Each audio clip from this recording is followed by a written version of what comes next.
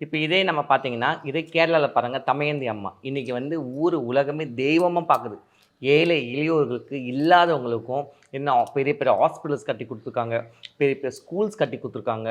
அநாத ஆசிரமங்கள் கட்டி குடுத்துருக்காங்க. என்ன பெரிய பெரிய காலேஜ் கட்டி குடுத்துருக்காங்க. ஏன் இப்ப கூட மெடிக்கல் ரிசர்ச் வந்து கட்டி குடுத்துருக்காங்க. இந்த மாதிரி ஒரு ஒரு தாயா இருந்து தன் குழந்தைங்களுக்கு என்னென்ன பண்ணுமோ, அது வந்து ஒரே ஒரு வழியில பண்ணணும்னா, அது கண்டிப்பா ஆன்மீகத்தில தாங்க. ஆன்மீகத்தில நம்ம நிலையா இருக்கும்பொழுது, அந்த தாய் நமக்கு குடுக்குற செல்வத்த நம்பளுக்கு மட்டும் அத எடுத்துக்கக்கூடாது.